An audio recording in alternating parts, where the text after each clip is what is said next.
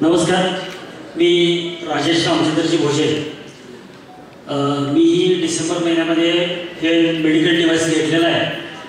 आमच्या वडिलांच्या 48व्या वर्षी, आता ते 80 वर्षाचे आहेत, त्यांना शुगर डिटेक्ट झालेला।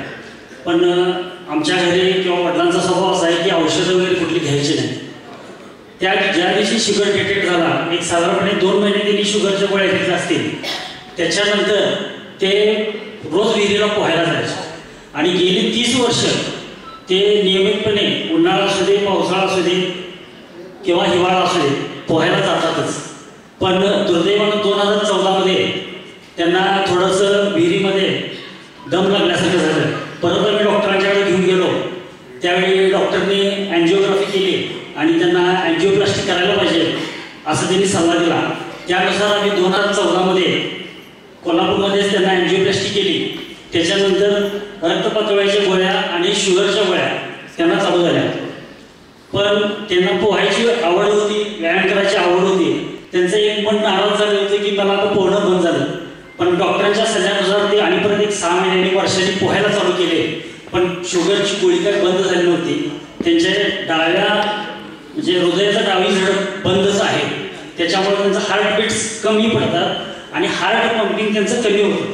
पण गेल्या 2023 डिसेंबरमध्ये ज्यावेळेला मी मशीन लावलं आणि त्याचं पाणी रेग्युलरली प्यायला चालू केलं, आज मला सचिन पाटील सर कोल्हापूरमध्ये जे कार्डियक आहेत त्यांनीच आमच्या वडिलांना सल्ला दिला की आता तुमची शुगरची गोळी बंद करायची आहे। तुमचं हार्ट पंपिंग 35%वरून 52% झालं। आणि परत आज देखील ते रोज नियमितपणे 1 तास पोहायला रेग्युलर जातात। डॉक्टर बापना सर पण कोल्हापूरचे आहेत। त्यांनी म्हणतात की तुमच्या वडिलांचा व्हिडिओ मला पाठवले।